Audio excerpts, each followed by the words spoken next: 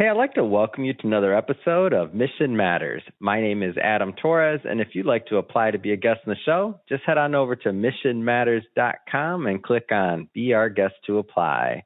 Okay, so today we have the Private Money Authority himself on the line, Jay Conner. Hey, Jay, welcome to the show. Hey, Adam, thank you so much for having me on. I'm excited to be here to talk about the topic I'm so passionate about, and that's private money, because in our real estate investing business, that's made more of an impact and difference than any other strategy that we use. Yeah, and I'm going to tell you right now, Jay, we have a heavy entrepreneur, business, and executive audience, and they definitely don't like talking about money. That's probably their favorite subject. No, not my listeners.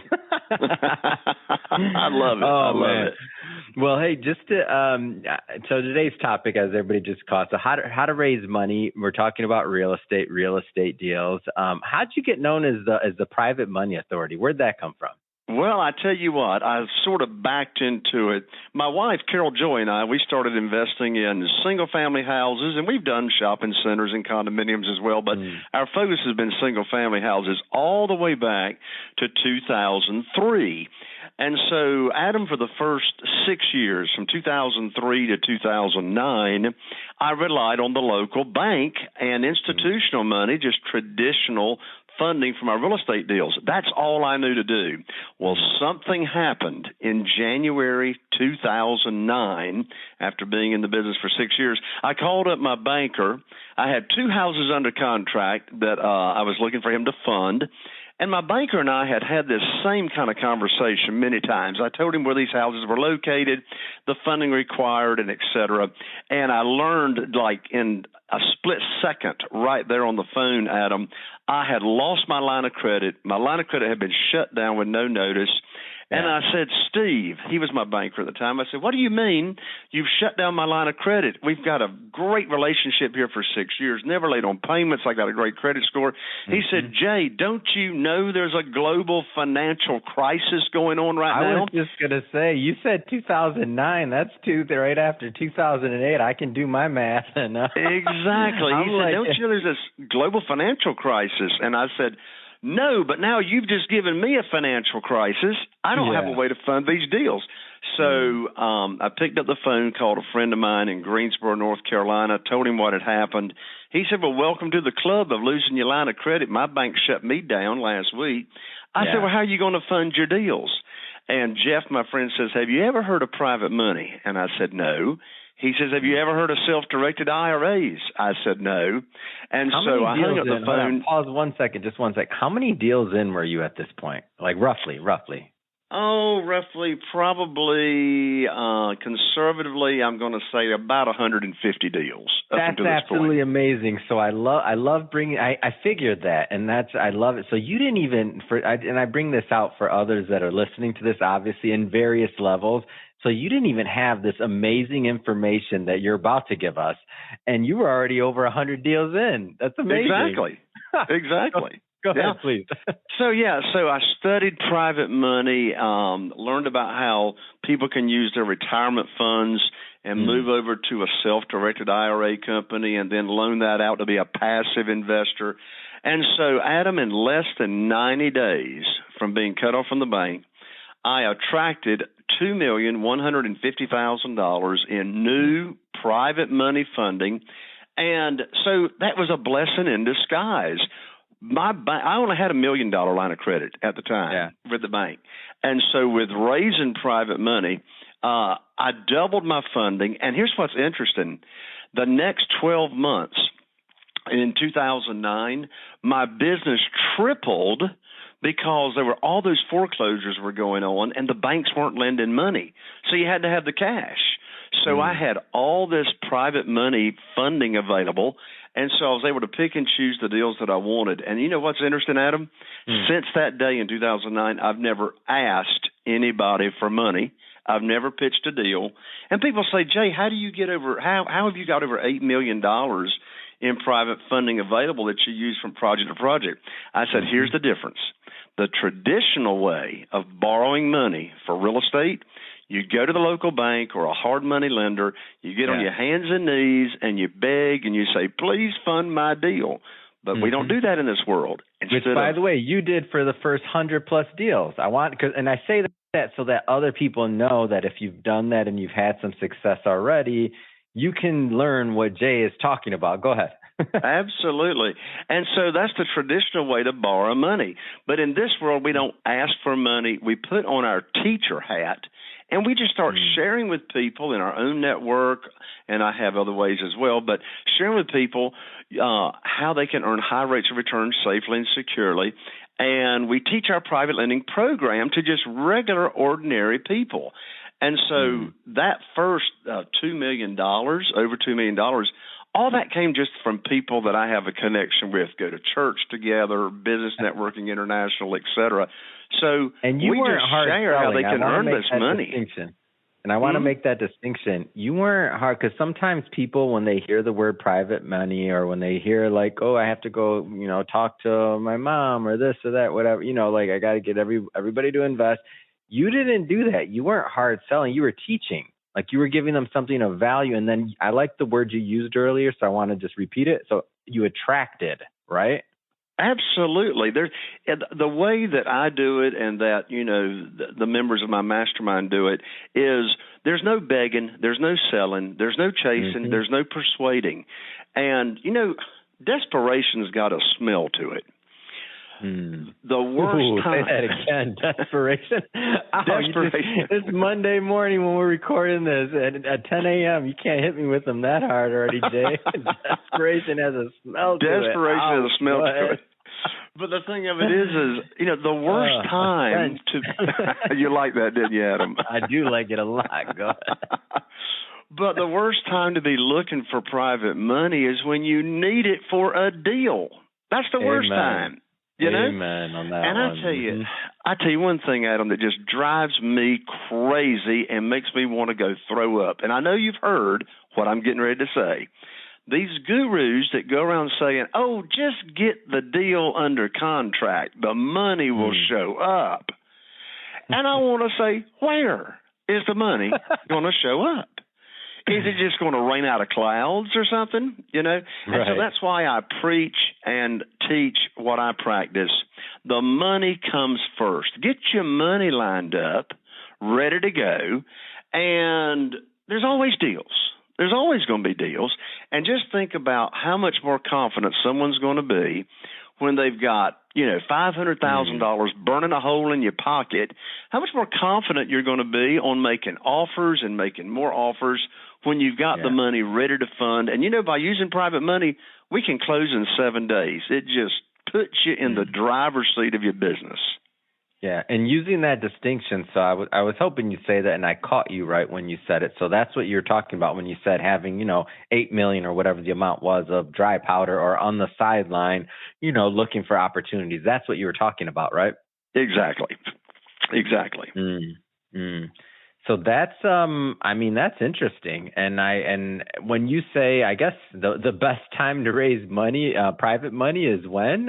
Before the deal, during the deal, after the deal. It's all the time, right? Like there's always especially if you're thinking about your method of doing it, because you're constantly teaching and you're giving.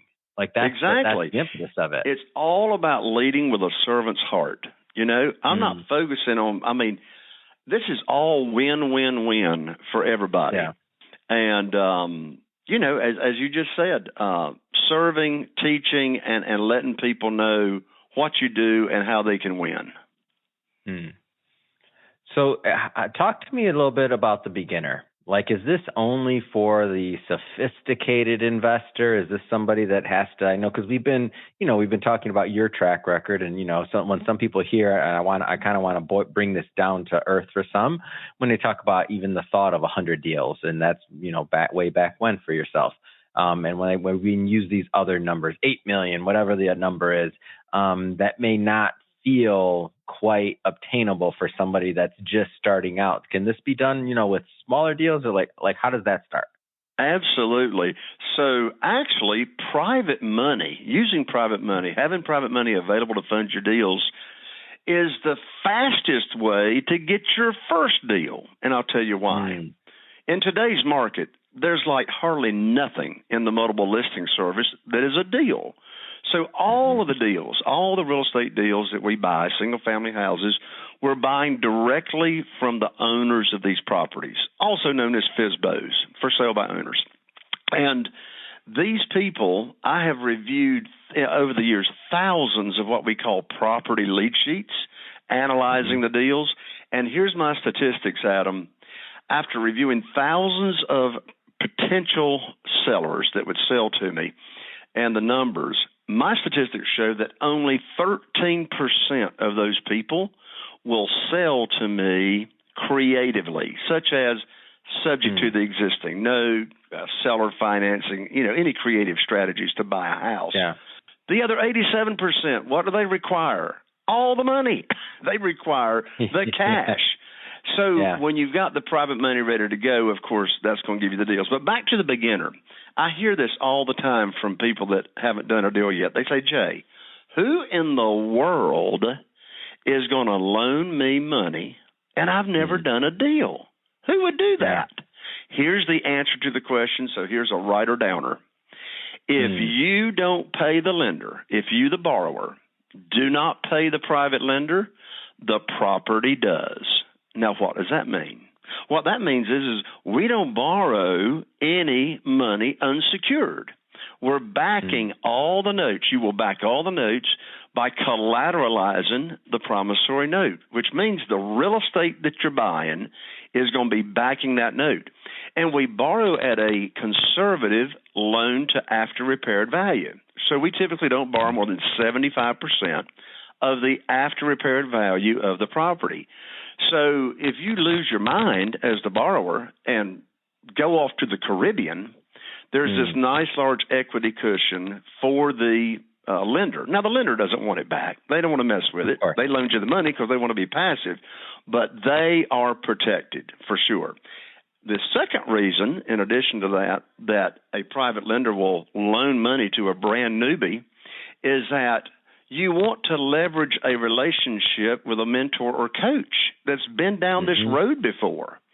And therefore, you can tell your new private lenders that you and your business partner have done X number of deals, right? So you want to, for goodness sakes, don't start out in this real estate investing world by yourself.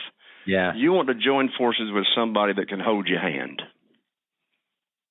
And I'm going to add one to that, and I'll add it from my experience, Jay. So I was in finance almost 14 years before going into media full time the last 8 years. And I can think about that same question you asked when I was a financial advisor, like just building my book of business. And I think like, who would want to invest with me? Like I'm just starting out or I'm just getting going, I just got my licenses or whatever. Like I'm like going back to the very beginning. And I think there's also just people out there that want to help other people and see them do good as well, especially when they know your heart's in the right place. If you're going at this thing like the right way and you have the right intent and it's not just this, how do you, not saying you said this or putting words in your mouth, but it's not this just how do I make money off this person thing. And if you go into it from like building a relationship, I could think of some of my earliest investors, Jay. I mean, I haven't been in the business in a long time. I've watched their kids grow up. I've been to, their, birthdays. I've been to this, that, and I still have relationships with them, 8 years after managing their money.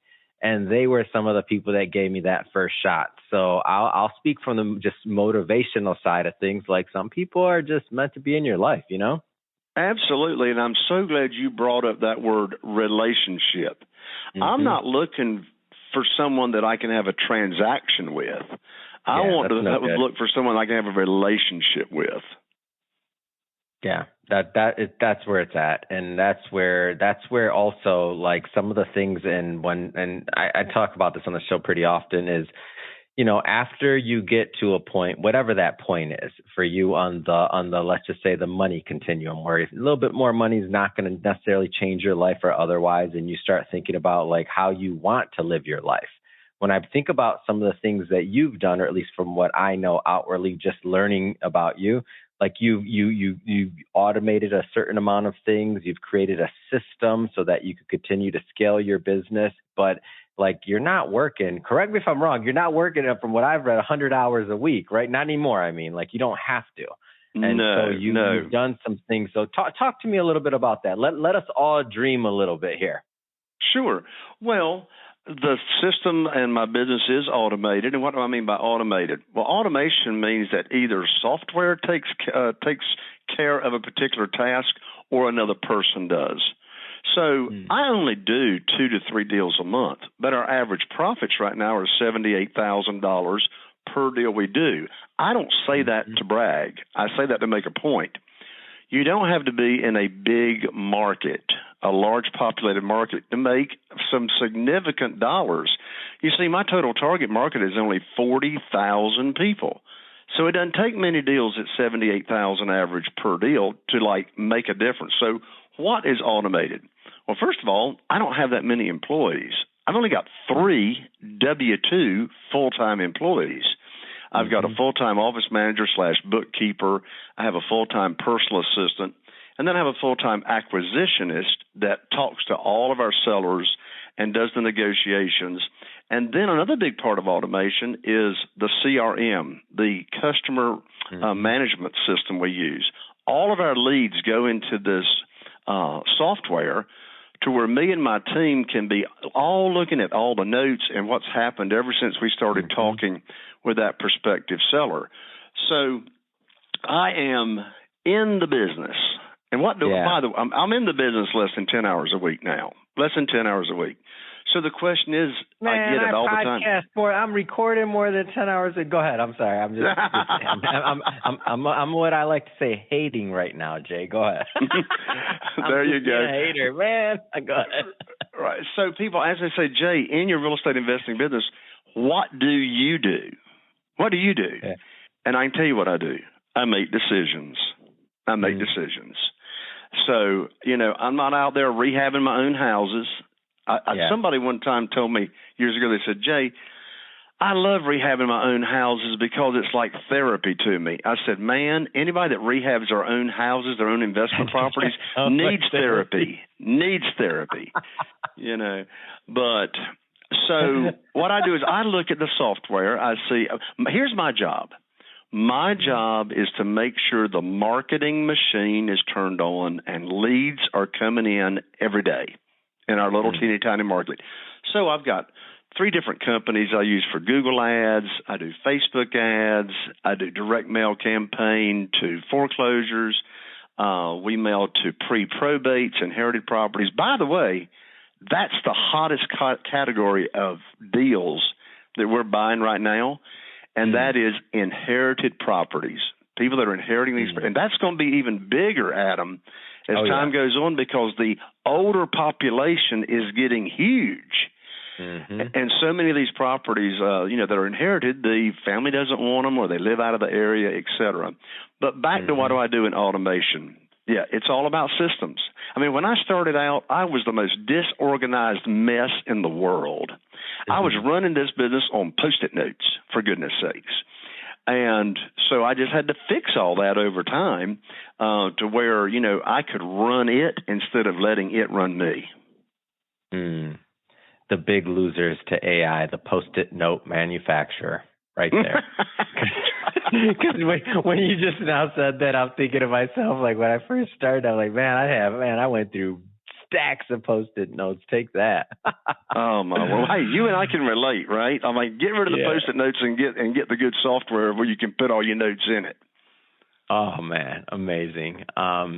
Talking to for a moment, because I didn't know you were that deep into CRMs and other things, and we're not going to get into any specific software recommendations, anything like that. But can you just talk about on a high level the importance of managing your data? So you mentioned one side of the customer, which is obviously the people that the potential homes you're going to purchase, right? But then there's the other side who you're selling to. Then there's the other side that you got your investors, current investors, your potential investors. Can you just talk really high level on the importance of managing data? There's nothing more important than managing your data. You can't grow without it, really. You can't. Or you have to hire a lot of people, and then is the growth and the revenue really worth it because you're spending everything in labor? Like it's exactly. Go ahead. So I'll give you perfect. So here is the proof as to why, as a real estate investor or whatever kind of business you're in, if you're dealing with prospects, why you want to have your software. I just bought a house last week here in Morehead City, North Carolina. Bought this house. The after repaired value is $525,000, probably closer to $550,000. I bought it for only $325,000, and the rehab on it is about $60,000. I didn't have to take that deal to the committee to get that approved. That's like sort of a no-brainer. So here's the point I want to make. This seller, number one, it was an inherited property. So there you go. It was an inherited property. The beneficiary or the person that inherited that property responded to a Facebook ad last year, 9 months ago. 9 months ago. Yeah. We've been talking to this person on and off for 9 months. What's the point of the story? Well, here's a couple of points. First of all, if we hadn't had this person in our software and had her on follow-up, and there's a big key right there, never have somebody in your follow-up system that you don't know when your next follow-up date is. That's going to task you or task somebody on your team as to when you should follow up, right? So if it hadn't been for the follow-up system, we would have never closed this deal. And also, if it hadn't been for this system, I would not have been able to track and remember, well, where did that lead come from, right? Yeah. Where did that lead come from? Oh, it came from a Facebook ad. And so and here's a quote that I heard years ago. If you do not if you do not measure where your leads are coming from, in other words, you cannot expect a result unless you inspect. And you can't inspect where your leads are coming from unless you're keeping up with it. So, I mean, the measurement, what's working, what's not working, what marketing methods are working, and the follow-up with the prospect. And plus, if it's more than just you on the team, I might talk with my acquisitionist. Here's back to automation. I might talk to my acquisitionist over the phone maybe once a month, maybe. She works from home. She's been with me for 18 years. But all of our communication is through the software. So this software sends me a task, and I'm notified that, hey, here's a lead that's come in. Here's the math. Do you want the team to go look at the property? Do you want to get an opinion from the realtor? What do you want to do next? And when we get that information, then it sends me a task back and says, okay, here's what they're willing to do. Here's the repairs. What, Jay, do you want the offer to be? So I decide on what the offer is, but it's all communicated through the software. Amazing. Hey, Jay, with the last minute or two we have here, I believe, correct me if I'm off on this, we got a book, right? Boy, do we have a book. The name of it is, and I wrote it recently, it's called Where to Get the Money Now. Subtitle, How and Where to Get Money for Your Real Estate Deals Without Relying on Traditional or Hard Money Lenders. Fantastic. And not only do we have the book, but I want to give it away for free to your audience. Oh, come on. Too good to be true. Tell them how to get it. You got it. And by the way, this is not an e-book. This is an actual book. I'll sign it. We'll 3-day priority to you in the mail. Here's how you get the book. Rush right on over to www.jayconner, and I'm an E-R, not an O-R, JayConner.com/book. B-O-O-K. That's Jayconner, JayConner.com/book. I'll send it to you for free. Just cover shipping. Well, Jay, hey, want to say thank you for coming on the show today and really taking some time out of your schedule and really being an inspiration so that other people that are listening to this and watching this understand that they have options. There's ways for them to achieve financial freedom, and there's a way to design a life that they desire and that they wish. You've done it with automation, you've done it with your deal flow, you've done it with your systems, you've done it by creating a lot of value into the marketplace. So we appreciate that. And to the audience, if you're here for the first time, hit that subscribe button. Don't worry, it won't hurt you. Just subscribe so you get the little push notification, let you know when the next one's coming out. We got some other mission-based individuals coming up, just like Jay on the line. And if you want to learn more about money, hit that subscribe button and tune right back in. Jay, thanks so much again for coming on. Adam, thanks for having me.